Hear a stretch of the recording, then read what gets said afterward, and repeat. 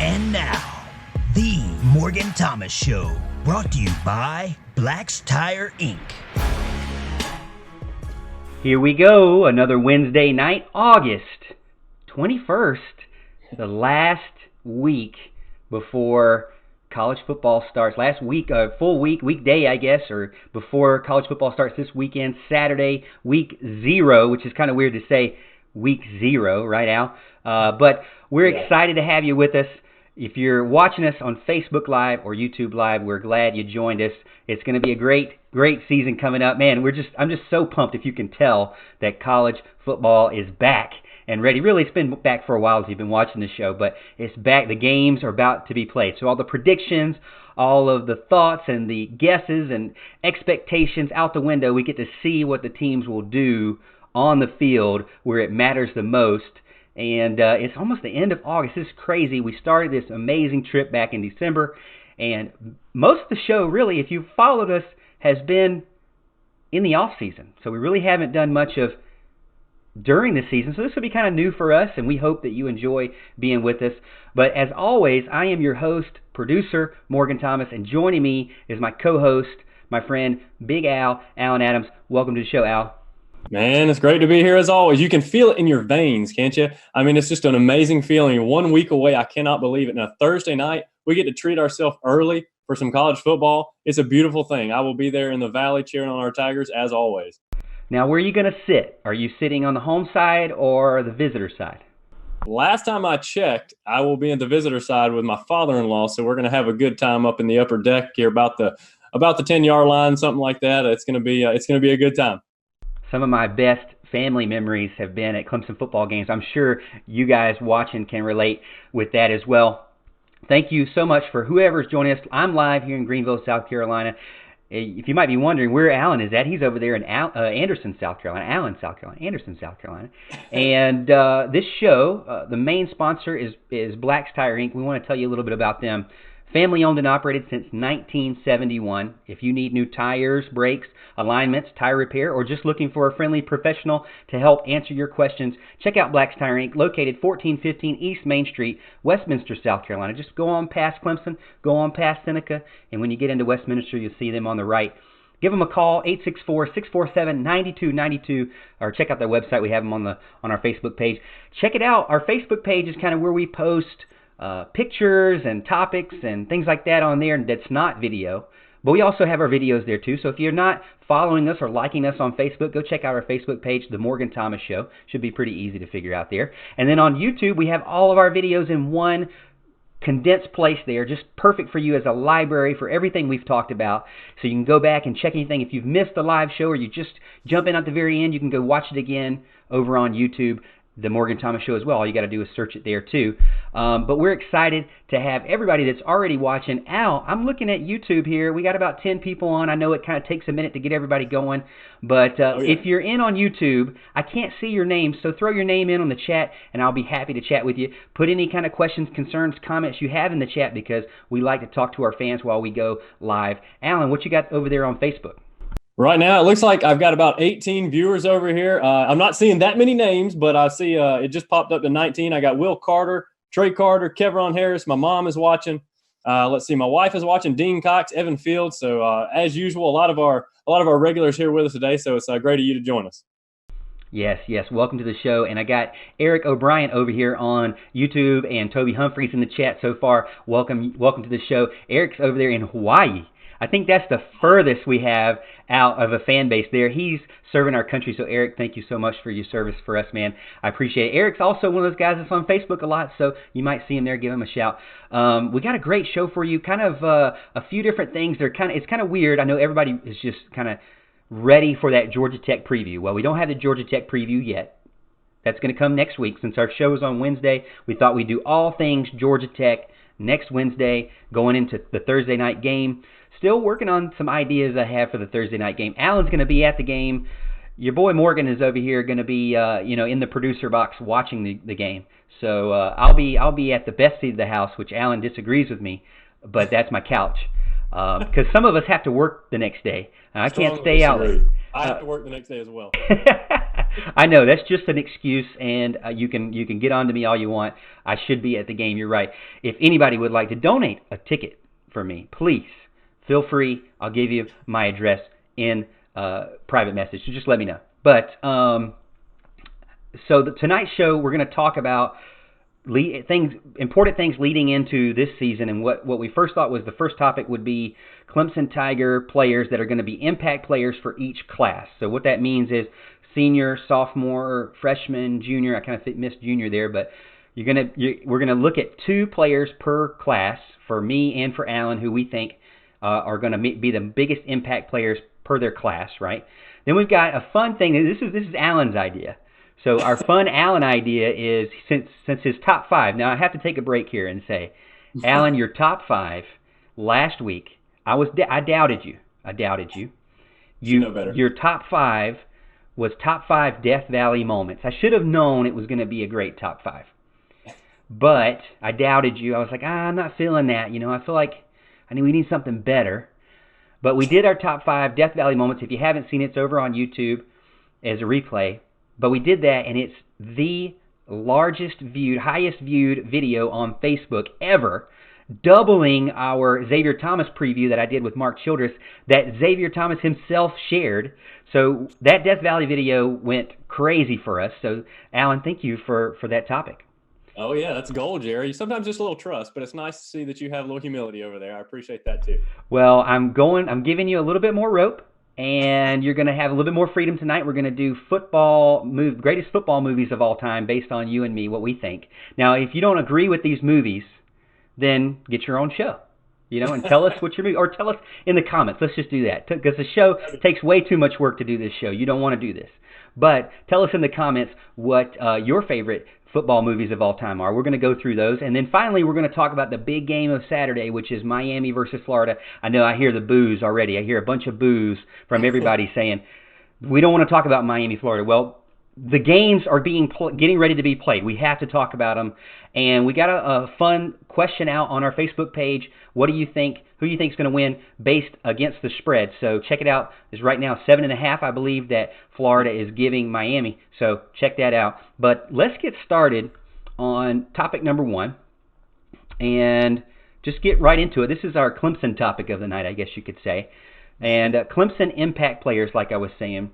And let's start from, Alan, you want to start from freshman, or you want to work from senior down? Senior down, probably, right? I say we go senior down. Okay, so we'll do senior down, and you just go ahead and get us started. There are 2 seniors. We didn't really have any rules other than that. Just you had to pick 2 seniors and two juniors, freshmen, things like that. So go ahead and give us your 2 impact players on the senior side of things. All right, my 2 impact players. First of all, as Morgan wouldn't have it any other way, obviously I start with the offensive line. I've got Sean Pollard as my impact player. He's moved all the way across the line. He was at right tackle to kind of start out with, and he moved to guard. Now he's at center. He's kind of been everywhere. He's had some ups and downs for sure throughout his career, but right now they think they found him a home at center anyways. I think no news is good news. Haven't been hearing a lot about him here this fall practice, so I'm hoping he's getting his snaps together, getting the velocity, getting the accuracy that we need from him at that position to do his job. Obviously, snapping, really important part for the center position. It's a big boy in the middle. He can really anchor the center of that line. So if he were to go somewhere else, it changes the dynamic of the entire line. So hopefully he's able to kind of man that position and be the guy that they expect him to be all season for sure.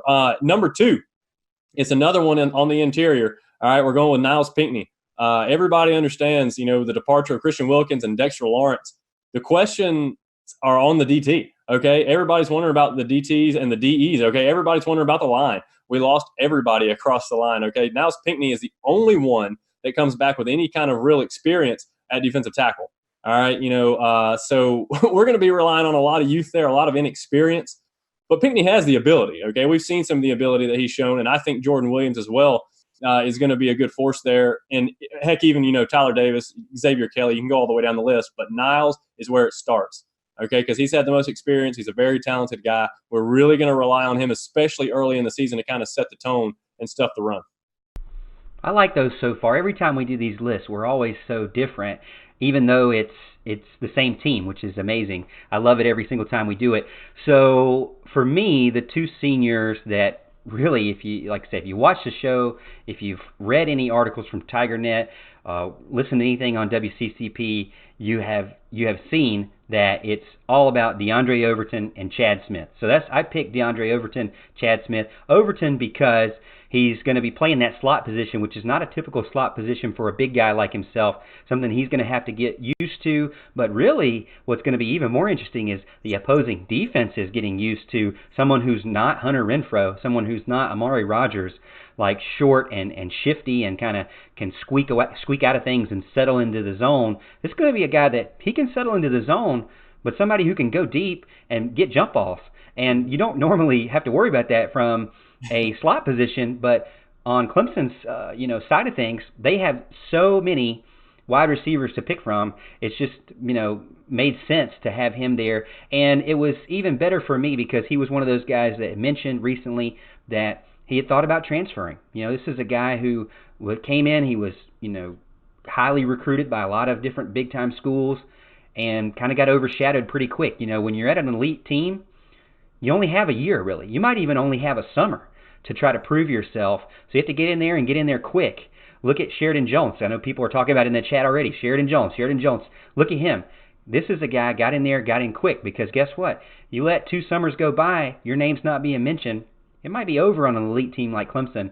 And, I hate saying this because Kirk Herbstreit started it, I believe, and like everybody has been copying him, but the embarrassment of riches it's a true statement.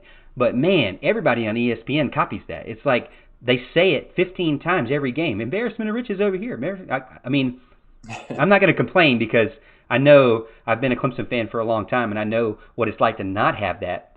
Yeah. And then on the flip side, Chad Smith's another guy we talked about with Overton, waiting for his time. Chad Smith, this is his last year.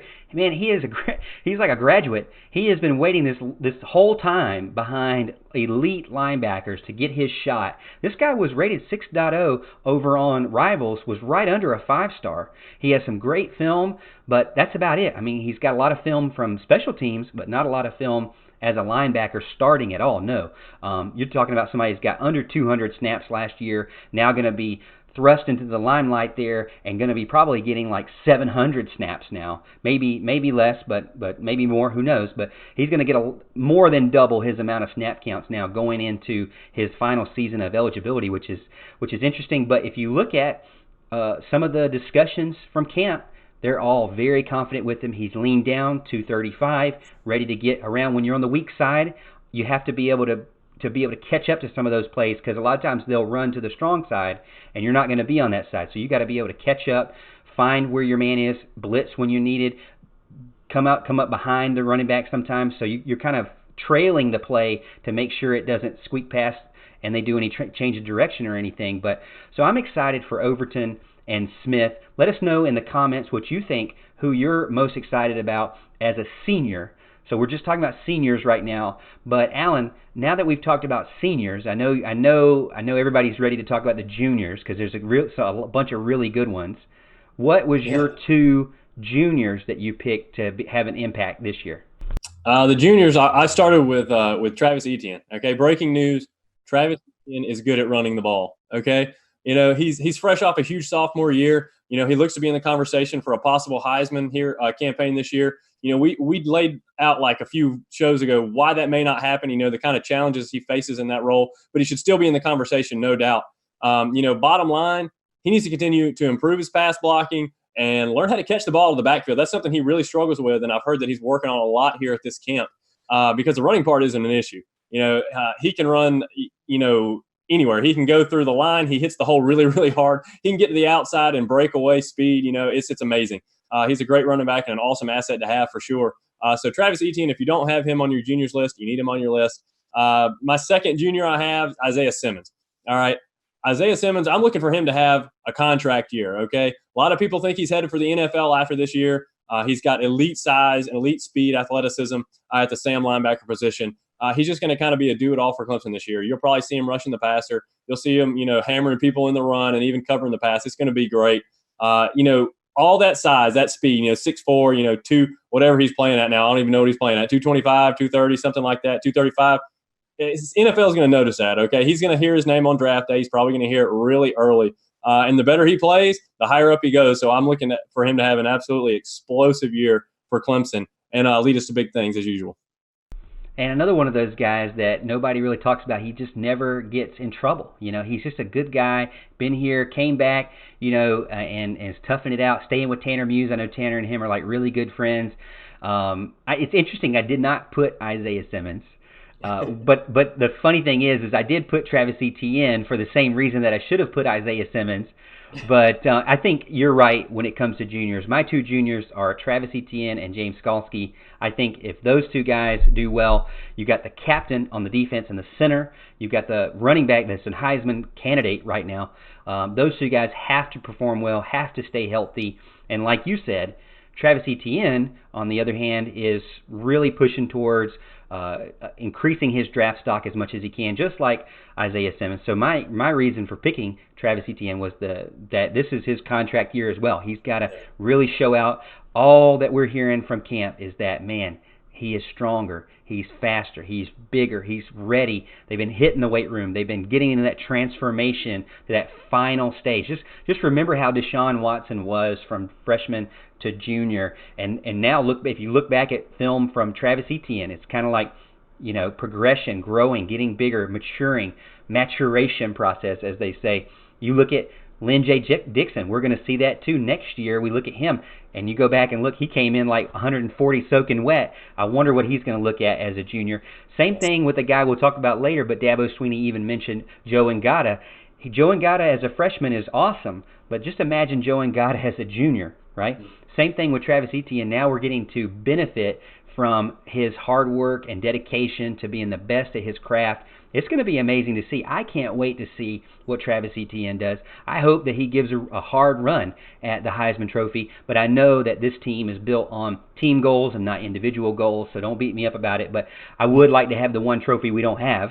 But I put Travis Etienne there for the obvious reasons. James Skalski because somebody who's relatively unknown to outside world, outside of Pendleton, really. And Skalski is a guy who, when you listen to him at camp, when you watch the interviews from him, man, he just has a high motor. They say he is a guy who loves to just knock people out, hit people as hard as he can, and he's faster than Ben Boulware. Ben Boulware is a guy who we all love, all respect to Ben, but he struggled in coverage. I think that James Skalski is going to be that little bit better in coverage, so that you'll have kind of your Ben Boulware, but in coverage. So somebody who has a little bit better of a strength in that regard. Now, do we know for sure? We don't know for sure. We haven't really seen him go full on. Thursday's practice was a full scrimmage. We don't know what came of that. Kind of Dabo likes to, keep it under wraps. He doesn't really say good or bad. He always, if it's bad, he says it's the team that did bad. If it's good, he'll pick out certain players to praise. But he's very covert with anything he's going to say specific about anybody or any plays or any success or not. Sometimes you can manipulate and get him to say some things that he might not have said. But I'm expecting James to be a huge impact player. Dabo did say earlier on in the season earlier on in the spring that he could be an all-conference guy. That's how good he thinks he is. So one of the best linebackers in the ACC. Hey, if Dabo thinks it, I got to trust Dabo on that one. So let us know in the comments what you think over on Facebook, over on YouTube. Who do you like as a junior? Just juniors. We talked about seniors before. Who do you like as a junior? I think everybody should say at least Travis Etienne.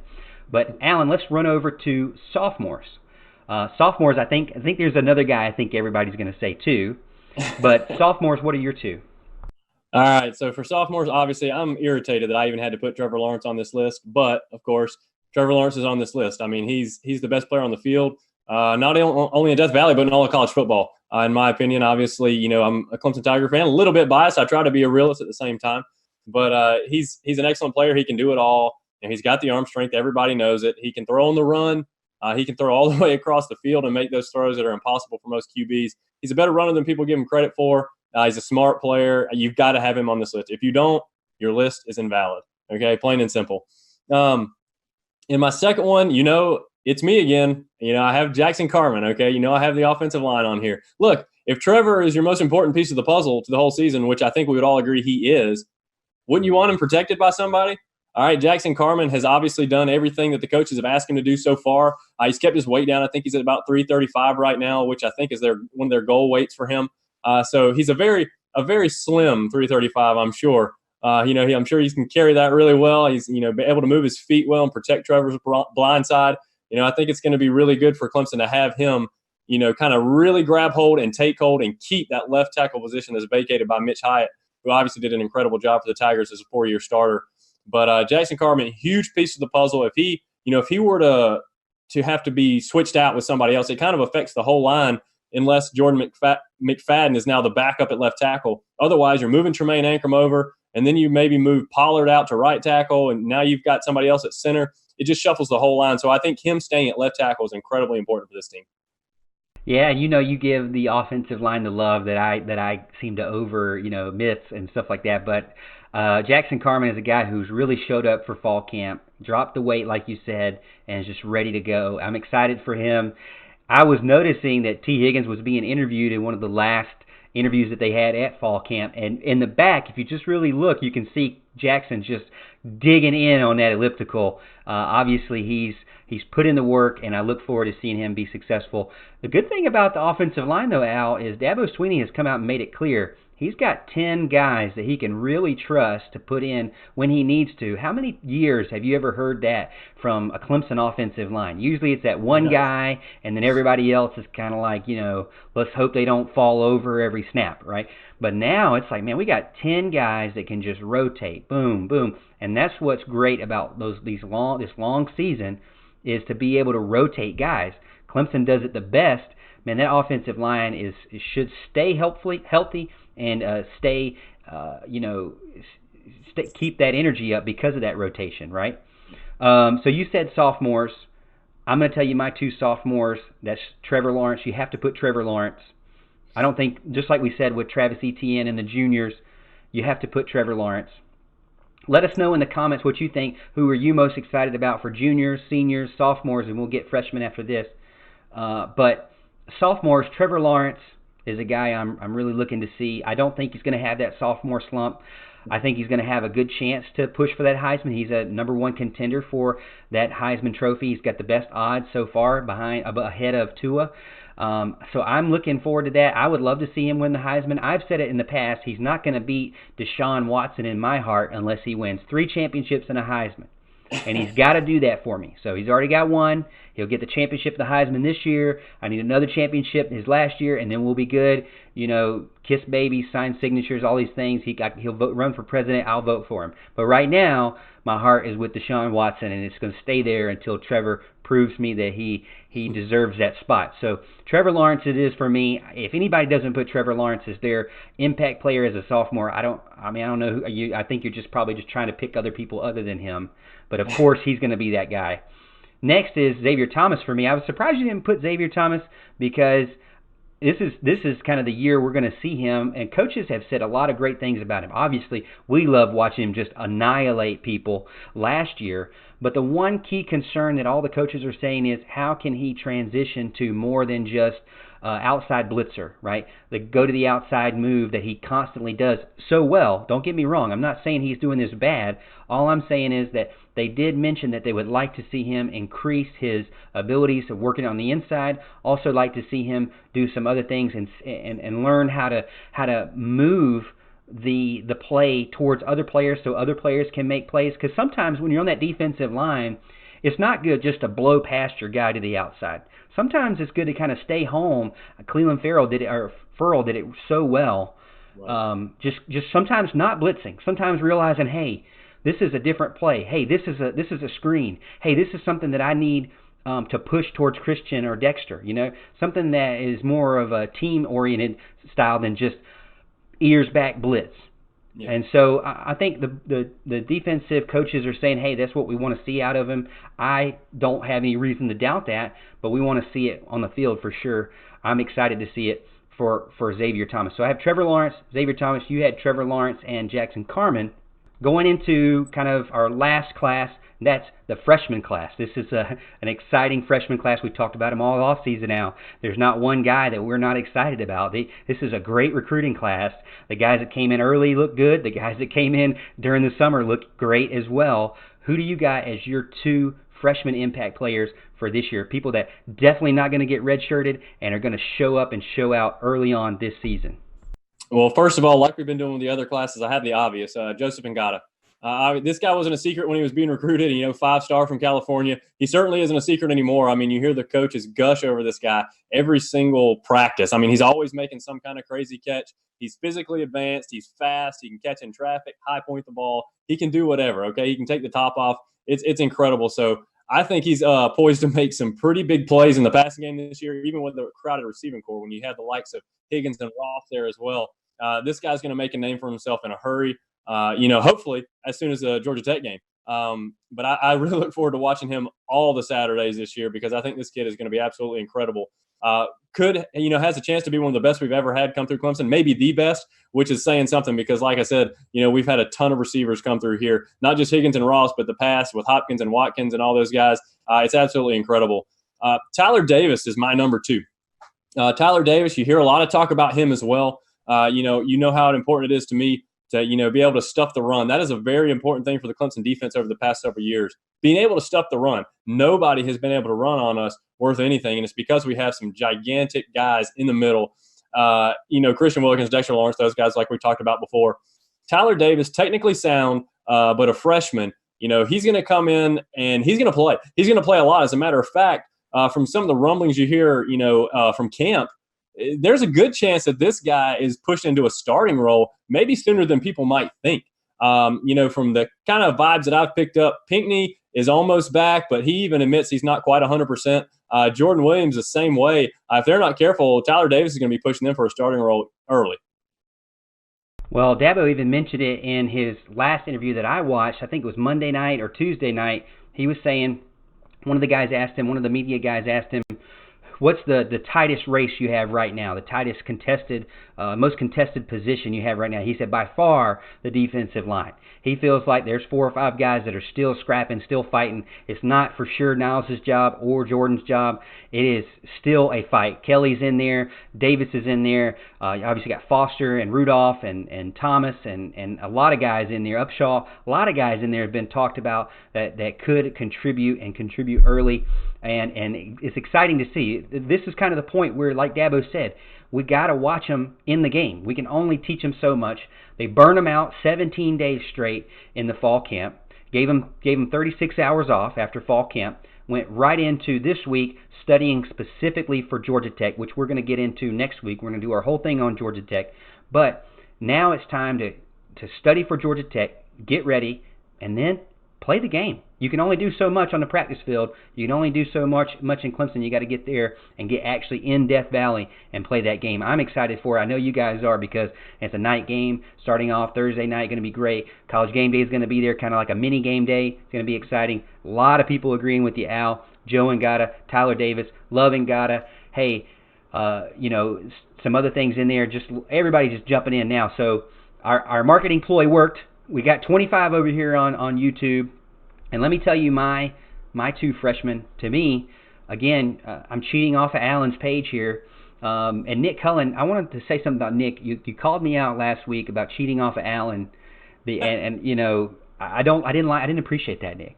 I didn't appreciate that. I'm just kidding. But I may not have cheated off of Alan after 5th grade, because he left me in the dust as far as academics go. But I'll tell you, who's got the master's degree, Al? Who's got the master's degree? That's right. We're both Clemson grads, and that's all that matters. So hey, but anyway, so my freshmen cheated off your paper, Ngata and Davis. Really, I'll tell you, Ngata is a guy not going to get redshirted at all. Dabo Swinney said he's going to play faux show, going to play early, often, and a lot. A lot of people were talking about. I don't know if we said this, but our last video on Ngata, maybe we said that we were worried that he might be something about being a starter or something. We're not worried about him being a starter. We don't think he's worried about being a starter. If you look at Justin Ross, like a lot of people reminded me, Justin Ross was not a starter last year and played a ton. Had I think second most or one of the top catches receiving yards for the team. So I'm not worried about Joseph Ngata not being a starter. Maybe that was something we were thinking about. Could be something with the big time recruits. Big time 5-star guys don't want to sit on the bench and wait around. But we all know with Clemson's offense, he's going to play early and often. They're going to get him in there. Hey, Higgins and Ross have got to be subbed out. And I'll tell you, I made a prediction last week. I'm going to double down on it this week. Joe Ngata is going to score his first touchdown off of a wide receiver screen, similar to the Deion Kane wide receiver screen to the national championship. I'm just telling you right now, that's going to be his first touchdown. All right, I'm going to crystal ball on that. Okay, so, but everybody's talking about it. For me, again, I said Ngata, Tyler Davis. I want to kind of, if you were with me from the beginning, you know that I was kind of skeptical on Tyler Davis because I watched him at the recruiting dinner, and I got to see him and meet him kind of face to face, and he's got a baby face. He looks really young. Obviously, he's bigger and badder than me, so I'm not trying to pretend like I'm some big dude, but he just looked like. I guess I was kind of spoiled by the defensive line that we did have. I saw Dexter Lawrence come in at 17, was just a freaking monster. And I see Tyler Davis, and he's not as tall. He kind of seemed a little bit chubby a little bit, Yeah. in my opinion. Kind of baby-faced, looked really young. So the eye test, I was like, I don't think it was because he looked bad. I just think it's because I'm so used to these 3 first-round draft pick guys. And so, obviously, those guys are guys that are further on in their career, older than him. And, man, when he got out in the spring game, I knew exactly why he got recruited because he just dominated in the spring game. He's somebody who, he may not be there yet physically, but he understands how to use his body, and he's slippery. He can get past blocks when you're like, whoa, what just happened? This dude's smaller than me, but he just got past me. Kind of like a Christian Wilkins sense. Christian wasn't the tallest dude in the world, but he knew how to get around things.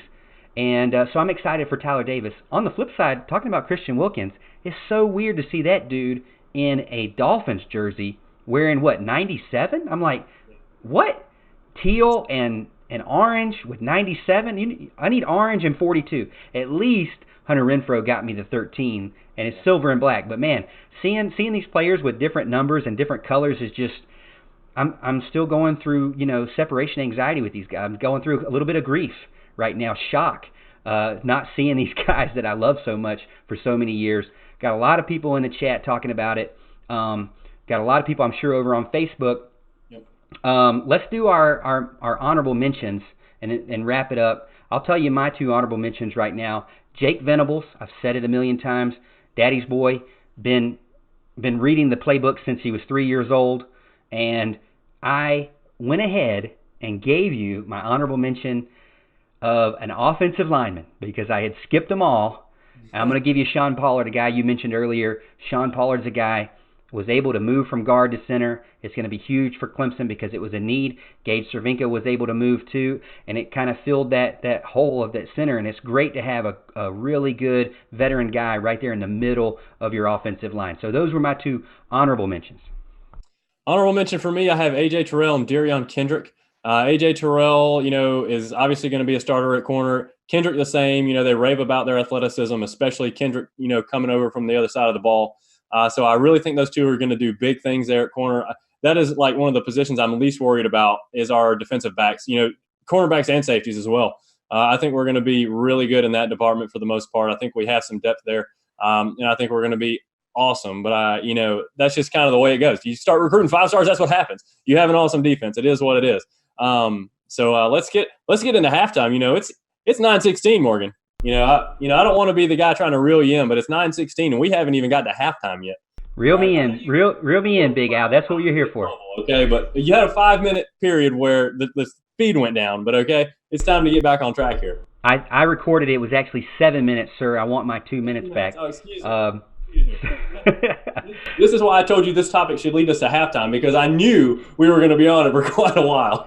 Well, we had a lot to talk about, and I hope you enjoyed it. Let us know in the comments what you think. What 2 players you're most excited about over on Facebook, over on YouTube. Let us know. Let's jump over to halftime, and we're going to discuss our halftime sponsor and just this is where we kind of talk about our halftime sponsor and look over the chat to see if there's anything important going on with you guys. So put in your questions now, and then we'll be moving on to our third topic. Actually, we're going to be moving on to our second topic. Oh, okay? excuse that was me. only Second one topic. long topic, okay? The second topic, but what I'm going to do first is give you our mid-show sponsor. All right, ladies and gentlemen, as you know, our mid-show sponsor is Heating Cooling Services, Inc. They are family-owned and operated, serving Anderson County and surrounding areas since 1980. Heating Cooling Services, Inc. is your residential and commercial comfort expert. Anything from preventative maintenance of your home HVAC system to overhauling a commercial chiller and everything in between. If you want to breathe easier and be nice and cool in your home or business this summer, give Heating Cooling Services a call today. All right, ladies and gentlemen, call them up, speak with Mark or Jason Trammell. They're 864-224-7655. Again, that's 864-224-7655. They'll take good care of you. As we tell you every week, Morgan and I have used our sponsors. I've used Heating Cooling Services. He's used Black's Tire. They're good people. They do good work, and we want them to be able to take care of you. And as usual, tell them we sent you. You need to tell them, if you use their services, that you heard about them from Big Al or from Morgan Thomas, from the Morgan Thomas Show. We want them to know that their dollars are being well spent sponsoring the show. All right, so give them a call. They'll take good care of you. Yeah, exactly. We don't let anybody sponsor us that we don't trust ourselves. We wouldn't want to do that to you. And so go give them a call and check them out. We got Black's Tire on the screen, Heating and Cooling Services Inc. on the screen. So check them out. Both good companies, local guys. So support your local businesses for sure. A lot of people talking about what do you think about the new block letters in the end zone? You know what? I haven't really seen that yet. I haven't seen a picture of that. Al, have you seen a picture of that? I don't know if they're talking about the new block letters. They did the block letters starting a few years back. Remember, they changed from kind of I don't want to say the baseball look and see, but kind of a thinner, more cursive looking font almost. It's not cursive, obviously, but something like that. They changed the block letters a few years back, and maybe it was maybe 4 or 5 years ago. And I love the block letters, unless right now they have done a new block letters that I don't know about. You know, if somebody has a picture of these new block letters, send us a picture. We'll tell you what we think of it. But if they're talking about the old school ones they went to a few years back, I love them. Yeah, let us know. Send us the link. We'll go check it out on the show right now. You know, Cedric Adams on YouTube is saying, hey, your eyes can fool you. Yeah, let me tell you something. I guarantee you there's going to be some opposing defense or offenses that are going to be like, look at this Tyler Davis dude. Who's this dude? Where did he go? And that's exactly what I did. I was like, who is this guy? You know, he looks really young to me. I don't know. I'm kind of missing Dexter Lawrence. But then when I saw him in the spring game, I was like, whoa, okay, Morgan, it's time to get on the show and apologize. So, I mean, hey, you know, I'm man about it. I mean, hey, if anything, it helps Clemson out for sure. The fact they were able to land this guy, you know, kind of under the radar type guy, and just boom, and a late signee too, as I remember. But it's exciting for Tyler Davis too. Everybody just saying, can't wait for kickoff. You got any questions over there before we get on to our second topic? I had a question here about it. You know, hadn't heard a lot from Vontae Bentley. This is from Eric Kuhn. He said, I hadn't heard from Levante Bentley. Is he having trouble grasping Coach Venable's D? Okay. We talked about this kind of before. Linebackers in Coach Venable's system, they don't play early. Okay. It doesn't matter how talented you are, how smart you are, you don't play early because his scheme is that complicated. All right. It takes a while for them to learn. I've heard nothing but real good things about Vontae Bentley. And about the other two guys too, Kane Patterson and Keith McGuire. So I have no doubt they'll get there. It's just going to take them a little time. So right now we're looking at people that have been there for a few years to kind of take over the linebacker position. And go check out our YouTube page. I know some people are asking about Justin Flo and Jordan Birch. Any updates on that as well? We've got a ton of videos over on our YouTube page. It's kind of harder to find our older videos on Facebook. We like to use Facebook just to interact on a daily basis, and Twitter as well. But on our YouTube page, you can go check out all of our old videos, our replays of the live shows, and then I clip them up every week so you can see specific segments so you can go back and search that. But we got stuff on Jordan Birch, we got stuff on Justin Flo, we got stuff on Vontae Bentley, we got stuff on really the entire linebacking core. We look back meticulously. So go check that out because we got that for you over on our YouTube page, and I know everybody is jumping all over that. So I appreciate it. Let's jump over to our second topic of the night. This is our top 5. This is our top 5 of the night. All right, this is something fun. This is Alan's idea. I keep saying this because if it bombs, that's right. It's on me. It's Alan's idea. But all right, so we're gonna do 5 up, right? Bottom up, right? Sure. Yeah. Okay, so top 5 football movies of all time. And I hadn't watched a lot of these in a long time, so I had to kind of rewatch clips on YouTube to remember some of the funny parts. But let's start you off first, Al. What is your number 5 football movie of all time? Well, here's the thing. First of all, I want to make it very clear. This is my favorite 5 football movies, okay? There's kind of a difference between favorite or best of all time and my favorite, all right? But what I'm going to start you off with is Varsity Blues, okay? Who doesn't like high school football? And better yet, who doesn't love the backup quarterback? It's everybody's favorite position, okay? Everybody loves the backup quarterback, whether they're good or whether they're not good. Everybody's clamoring for him to come in, except for in our case, of course. But it's just such a cool movie. He's kind of the guy on the bench, gets thrust into the spotlight when his teammate goes down. They kind of live in the high school life. He's kind of the man leading the troops now, kind of thrust into that role as the team leader. And he's kind of going, butting heads with their awful head coach, who's much more concerned about his next title, than taking care of his players or their safety, their health, their well-being. But it's a great movie. I definitely recommend it.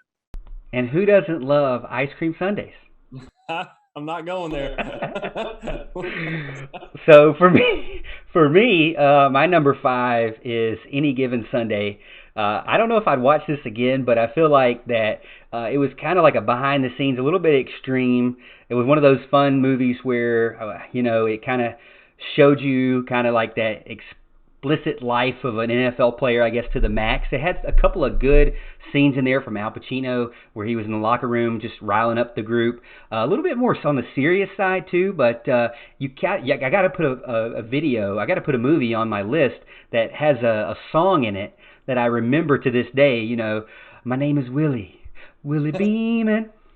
I got to Steamin' Willie Beeman. That just comes in my head every time I think of football movies. I think of Willie Beeman. And actually Jamie Foxx was a really good football player when he was in high school. He was like over 1,000 yards rushing. I think I saw that when I was kind of researching today. And he did a lot. He did all of his own stunts there on the football field, so that was kind of cool. But there's another scene where he's so nervous about getting. And he was a backup too. He was so nervous about getting on the field that he threw up on the field in front of everybody, and they're like, "Man, I got to stand in your throw up to hike the ball." He's like, he didn't know any of the plays. He just figured it out. But it was an okay movie. I enjoyed it. That's what I give my number 5. Al, what's your number 4? Number 4. Okay, first of all, I want to tell everybody, if they're not getting in with their favorite movies, get in now. Type in your favorite movies in the comments. You can give us your top 5. You can give us your favorite. You can give us all the good football movies. Okay, there's plenty of good ones out there to choose from. And number 4, I have the Little Giants. All right, I mean, it's Becky the Icebox and her ragtag bunch versus Spike and the Cowboys. All right, in a brother-on-brother coaching duel. All right, one of whom was a successful Heisman winner. The other was kind of the outcast of the bunch. They didn't really play sports. You got a team of guys that didn't make the team, of the Cowboys that just want to play football. And then you've got the elite who's going for the wins and the cutthroat victories. So obviously they challenge each other to a game in the very end. It's a great movie, a family-friendly movie. I suggest it to everybody. Well, I appreciate you putting in that family-friendly movie after the last 2 we talked about, but I actually didn't have that one. But we do have some people saying Little Giants in the comments over here on YouTube. So you got some people with you on that. Got some people saying Rudy.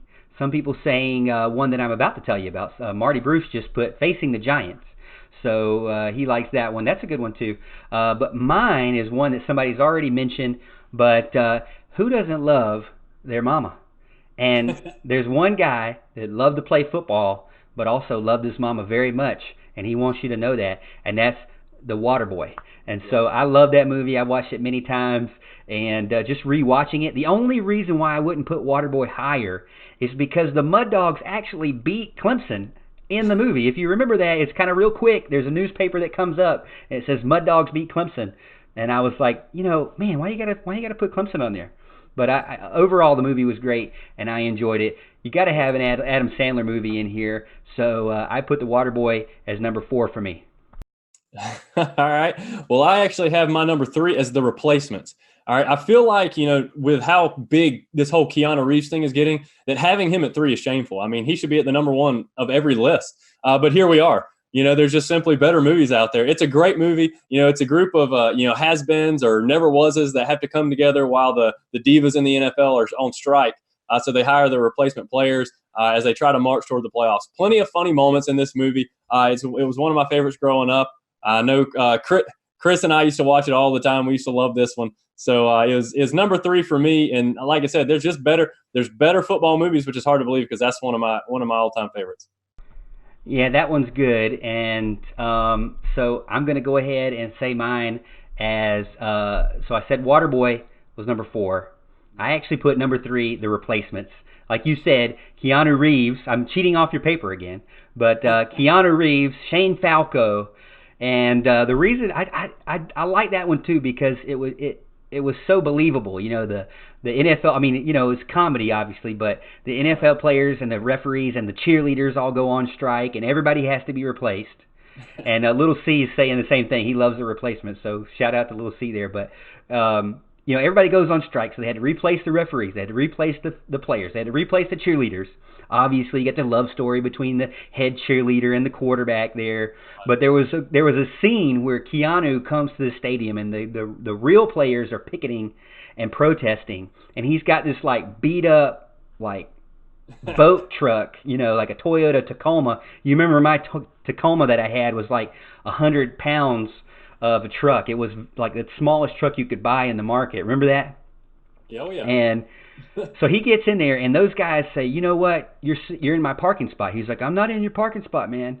And he's like, "Well, you're in my boy's parking spot." So they flip his truck on its side, and he's like, "You know what? Whatever. I'm just going to walk away." Well, these 2 offensive linemen come up, and they're like, "Hey, it's time for you to flip that truck back over." And they're like, "Who are you?" And they're like, "We're the guards, and we protect our quarterback." And they all laugh at him, and he goes, "Is that your car over there?" And it's like a Porsche. He's like, "Oh, yeah. He pulls out a gun and shoots a bunch of bullets into a windshield. And they're like, "Oh, God, okay." He's like, "Go ahead and flip the car over now." I just love that. I love that scene. I can't say everything it said in there. You know, these movies are ones I watched a long time ago. But it was a good movie for sure. So we got number 3 for me is The Replacements. Number 2, you stole my thunder a little bit. I'm going with The Waterboy. It's Adam Sandler's best movie. You know, maybe followed pretty closely by Happy Gilmore. That was also another good one. You know, you stole my thunder big time with this one because I didn't know you were going to talk about the Clemson cameo they had in there with the newspaper. Small correction. It says Mud Dogs clip Clemson. All right. And one thing I was really hoping to ask our live viewers, because everybody was really into this kind of segment and everybody was telling their favorite movies. I was really wanting to know if somebody could tell me what the score was on that game. Ooh, okay. Split Clemson. What was the score? Please tell me in the comments if you remember the score. I thought it was a lot more than clipping, though. I thought that they dominated Clemson on that newspaper. They didn't actually show them play Clemson or anything like that, but it was just like a random thing that just popped up, and I was like, what? Why you got to hate on Clemson like that? That was back when Clemson wasn't, you know, as dominating as they are now. But Al, let's see if anybody in the comments on YouTube is saying, we got a couple people watching on YouTube. Thank you for the support and coming back in and joining us. But Al, anybody on Facebook saying that they know? I haven't got anybody yet. Mine is not even telling me about live viewers. We are live. We are on the air. But I've got Evan and Al Kuhn and Michael Gilbert and Alexander Lloyd. I got those guys in here, but it's not giving me any comments. Nobody's giving me any scores about that. So hopefully somebody can come up with the answer. All right. So what is the answer? You go ahead and tell me what the answer is. You want me to tell you the answer? Well, then our audience is going to know. Nobody's going to be able to tell us in the comments. All right. Well, then don't tell me the answer. I'll just watch the comments. All right. So my number two is Varsity Blues, one of your ones you've already said. The Oop-de-Oop. I felt like that movie just had all the little things of high school. All the little things of high school. I remember he comes out, he calls the play, and the coach is like, What kind of play is this? He's like, "It's a secret, coach." He's a secret. There are no secret plays. He's like, "It's the Oop-de-Oop. The Oop-de-Oop." You know, and he just loses his mind. You know, that would be something that I would do, is call some secret play to show off to the coach. That would be that's like Morgan 100% right there. But man, there were like concussions, there were alcohol, there was girls, there was injuries, there was the backup quarterback, there was the overbearing coach, overbearing dad. You know, there was like everything that you would think from high school. You know, that high school that's football centered in that movie. Sure. Not the best movie in the world, but it definitely had everything you could think of for drama with a high school movie. It had even Paul Walker in it, if you don't remember that. Right. So guy that I love from all the Fast and the Furious. Well, not all of them, but most of them are the first ones. So what? Now we're going to the big one. Yep. All right. Now I know a lot of people put in the comments what theirs were. A lot of people said Rudy. I didn't put Rudy. It was one of those movies that was nice to watch, and I think we got to watch it in elementary school one time. I don't really know why, but I didn't put Rudy down. What did you put as your number one? I got a hint. I got a feeling that we're going to say the same one. Well, we should say the same one, and everybody on the planet should say the same thing. Obviously, the best football movie of all time is Remember the Titans. I think everybody knows that. It's long been viewed as one of the best movies ever made. What the funny thing is, I've seen recently on some forums and some message boards that there's like a cult following of people that dislike this movie, like really strongly dislike this movie. And they're entitled to be wrong, but because look, this movie's got it all. Okay, it's got everything you could want. Denzel Washington obviously does an awesome job, as Denzel Washington does. But it's the high school football. It's the end of the segregation at the T.C. Williams High School when they crush it as usual. I mean, this has got everything you could obviously want in a movie. The worst part of this movie, is that Sunshine went on to play football at South Carolina. That's really the worst part. I mean, and they don't talk about that, at the ending credits. So this was a fantastic movie, by far number one. Remember the Titans. Man, I totally forgot about that. But we got the real Sunshine, and he's dominating. So, not from California, right? But I just want to say, Alan, I noticed you're smiling. Is football fun to you? Yeah, that is like one of my favorite parts. Zero fun. Are you sure? Are you smiling? Or are you thinking?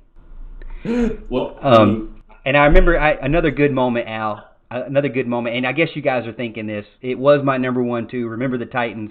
Another reason why I love it's number one is somebody put the final drive of Deshaun Watson to the Remember the Titans music, and that's amazing to me too. But left side, strong side. That was an amazing scene. The football is fun. That was an amazing scene. Yeah. One that I really like is where.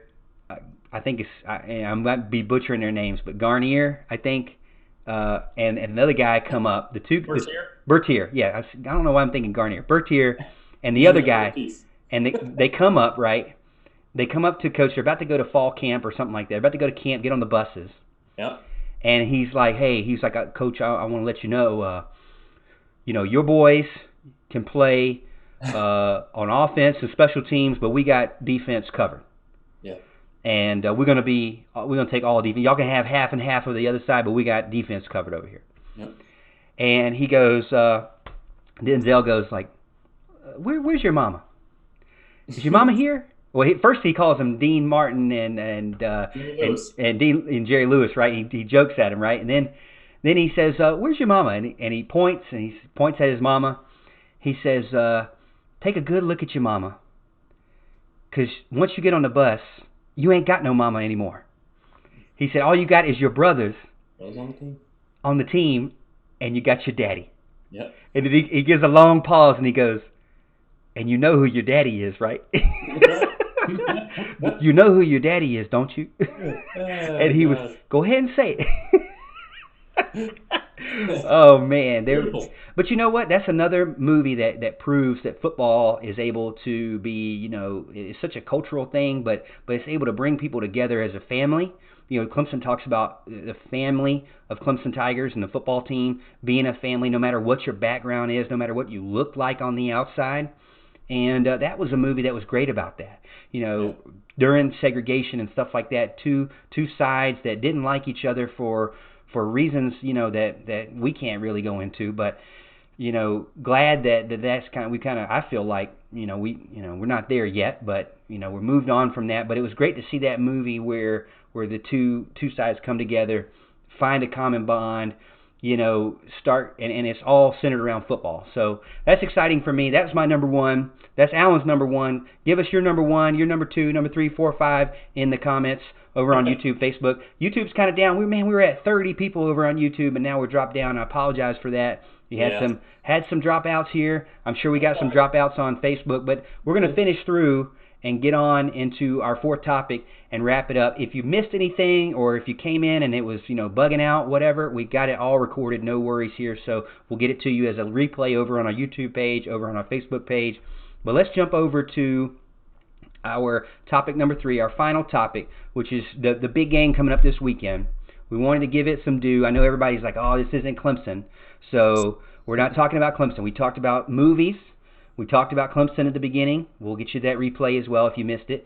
And we're going to be talking about Miami, Florida prediction and kind of that week 0 marquee game that's coming up this Saturday. This Saturday, Al. This Saturday. Ready to rock and roll. I watched a couple of videos on it. Somebody was like, well, it's at a neutral field. It's not at a neutral field. Orlando is nowhere near a neutral field between the two teams. It's going to still be like 10,000 Miami fans and 80,000 Florida fans. Orlando is not that far from Gainesville. Yeah. It is still a good ways from Miami. And so it's still, to me, a home game for the Gators, even though it's not, in Gainesville. But what are your first thoughts, or what are your big thoughts about the game going into it, with the big game really for the ACC and the SEC, big clash there? Yeah, you always like to see ACC SEC clash. It's good stuff. It always gets the blood flowing. I mean, you got the SEC that's pumped through the media all the time that everybody loves to hate, unless of course you're an SEC fan. And then we're trying to fight to prove we're relevant in the ACC, somebody other than Clemson. So it's obviously cool when you have a matchup like this. Two relatively highly regarded teams. Miami's a little bit, down than, more down than they've been the past couple of years. Florida's ranked number 10, incredibly overrated in my opinion. And I think the season will prove that out. But I think the thing to look at, this season is, they're losing a lot on the offensive lines. Again, offensive line, okay? Florida lost 4 out of their 5 players. And heck, Jawan Taylor, I believe it was, that got drafted maybe number 35 overall, I think, third pick of the second round in last year's draft. So they lost a lot of talent on their offensive line. Miami, on the other hand, lost 3. So they're both pretty depleted lines, kind of starting fresh. And their quarterback situation, not a fan of either quarterbacks. Felipe Franks at least has, some experience in the game. He's played some games and taken them to some good wins, but it's usually relied on their running game and not really Felipe Franks. And then Miami, of course, pulls the wild card and, names, I think it's Jaron Williams, I believe is his name, the freshman quarterback, over the other 2. So that kind of threw everybody for a loop. So, is the moment going to be too big for a freshman? Opening game against a big time team like Florida, or at least a highly ranked team, I guess just to say, a team with some history, or is maybe his kind of youthful, innocence and immaturity, going to kind of be enough for him to ignore all that kind of stuff and just play the game. We'll see how it goes. Right now, I'm looking for Florida to win the game, but I'm looking for Miami to kind of turn him over early a little bit. Felipe Franks, get a couple of turnovers, stay in the game, get it close to the end. I have Miami covering the spread, but I do have Florida winning the game. A lot of people have that too. If you don't know the spread right now, Florida giving 7.5 points as of tonight. So you got them being more of a close game, but Florida still winning. Is that correct? That's correct. All right, and I can see that. A lot of people are saying the same thing. For me, it all revolves around Felipe Franks as well. He's that guy like Kelly, Quack and Kelly like to say, is he going to be Felipe Franks or is he going to be Ballpark Franks? And, it depends on who shows up, right? Well, the past couple of games against good talent over on the Florida side, at the end of the year last year, he did really well. And so I feel like that he has the experience and the knowledge and the skills he was a highly recruited guy. I think he can do it. If you look at his last 4 games of 2018, all victories, averaged 215.5 passing yards, 44.3 rushing yards, along with 12 total touchdowns and 0 interceptions. If Franks has 250 plus yards of offense, 3 touchdowns, and at most 1 turnover, then I think the Gators will be in good shape. I agree with that statement as well. I think that if Felipe Franks can be the guy that they need, be that consistent guy, not turn the ball over. He doesn't have to have a ton of touchdowns. That's 4 games in 12 touchdowns. He doesn't have to have a ton, but that's a good amount. I feel like if he continues what he did last year into this year, I think he's going to be good. I think both the defenses are really good. Yeah. I don't see any problem there. There was some rumors that there might be some suspensions going on with Florida. I haven't confirmed that at all, so I don't know for sure. I don't like the guys that just go ahead and say Florida's going to win because SEC. Right? I'm not saying that at all. Right. I have to lean on that quarterback. We know a quarterback who's played, who's good, who has had a great end of last year, carrying that over into this year. I have to trust that more than I trust Jaron Williams. And everybody's talking about Dan Enos trained up Tua to be what he was. I'm not buying that at all. Dan Enos was at Alabama for 1 year. You think people are going around saying Brandon Streeter made Trevor Lawrence who he is? Get out of here with that. I feel like just because it's Alabama, if you look at Dan Enos has since 1991 has stayed at a job for less than 2 years on average. Since 1991. You tell me this is a guy that's a coach that I want to have around? I mean, I don't know. I know that Tua had the numbers. Over almost 4,000 yards passing, over 40 touchdowns, only 6 interceptions. I know Tua had it on the stat sheet. But if you look at Tua towards the end of the year, all he's doing is throwing the ball up. Prayers, he's making bad decisions. Clemson exposed him for exactly what he was, just a showboat who likes to throw deep balls all the time and, took advantage of, and Walt Deptula says this on the Roar all the time, took advantage of an SEC that nobody will admit that has terrible pass defense and can't stop it. It has a bunch of terrible defenses, and everybody wants to say SEC tough, and it just really wasn't proved. Alabama steamrolled everybody. So how tough was that? They want to talk about how Alabama was so tired, and that's why they didn't beat Clemson. Tua was beating up everybody by 30-something points or more every game anyways. Yeah. So don't sit here and tell me that he was tired, and don't sit here and tell me that Dan Enos was the reason Tua was who he was. I think you're giving way too much credit to him. You look at the offensive coordinator positions Enos has had. He wasn't an offensive coordinator at Alabama. Mike Locksley was the offensive coordinator, right? Dan Enos is the offensive coordinator now. I think I look back, he was the last offensive coordinator at Arkansas back in like 2015. Wow, powerful offense that was, 15-16 Arkansas. I'm not buying that this guy is like this savior offensive coordinator yet. And I'm definitely not buying that he is the guy that made Tua, because I think Tua was just good. And so I don't know what he's going to do with Jaron Williams. Hey, I give him the benefit of the doubt, obviously. I mean, we'll see when they play this Saturday. But all this hype around Dan Enos, it's scratching my head. Why is he getting all the credit for these guys that are doing it on the field? He's the quarterback coach. He wasn't even the offensive coordinator. To me, it just doesn't make any sense. I'm not giving Dan Enos that credit yet. He needs to prove some more to me than just 1 year at Alabama, and all of a sudden he's some genius, right?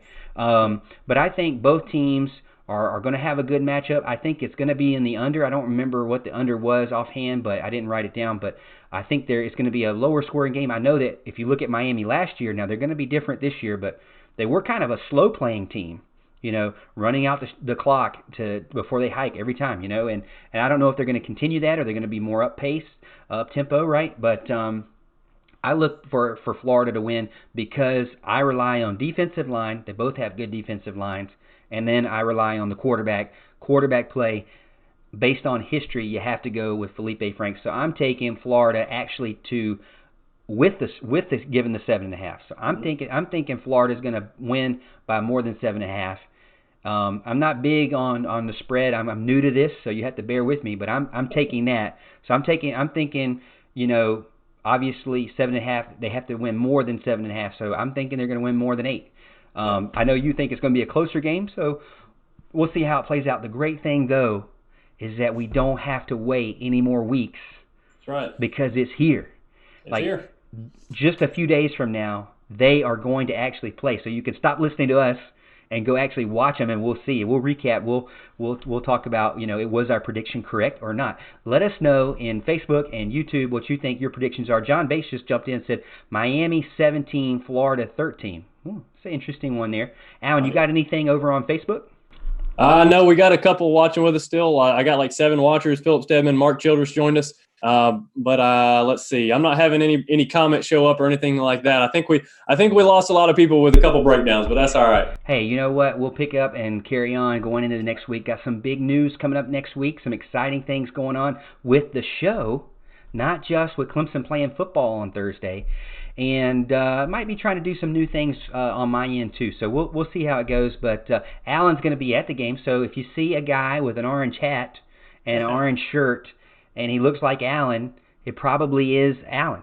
So go give him a shout. He's going to be on the visitor's side. So go hunt for him over there and let him know I'm going to be in the press box, a.k.a. my house, and watching it. Hopefully, I don't know who's calling the game. Do we know who's calling the game yet? I have no idea. If it's Kirk Herbstreit, hey, I mean, that's perfect for me because I love watching him, listening to him call games. I think he's one of the best.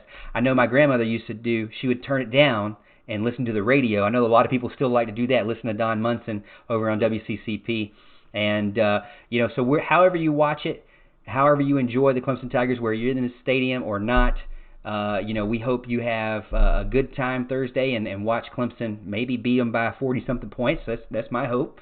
But we'll see how it goes. Al, do you have anything before we go? Again, we will have replays coming up later this week.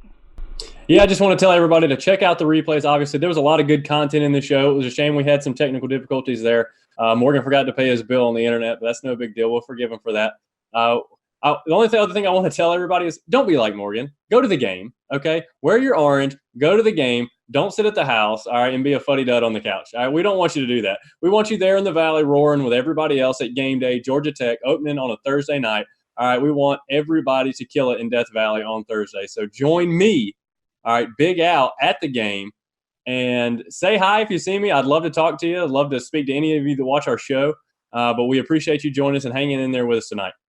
Well, I got some things in the books that I'm working out for Thursday night that might involve live streaming. We'll see if we can get it all put together.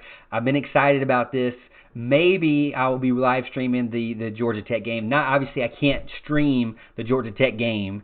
They would block me for that. But I'm going to try to find some ways. Maybe have the box score up. I got some ideas that I'm going to tweak over here and try to put together a screen for you, put together some graphics for you, make it exciting. But yeah, your boy's going to stay at home unless somebody wants to throw me a ticket and a really nice parking pass. I'm going to throw that in there too because the parking pass is where the money's at. Who cares about the ticket? I don't want to walk 3 miles back home and have my car parked on the side of the walker course into the sandbox. But anyways, we hope you have a good rest of the night. Again, this is the last show before college football season actually officially starts. Week 0 this weekend. Florida versus Miami, a big marquee game. Alan and I both believe that Florida will win the game. Alan thinks close. I think a little bit bigger than 1 touchdown. But I hope you enjoy this show, and I hope you enjoy college football coming up. And as always, Tiger fans, we'll see you at the top of the hill.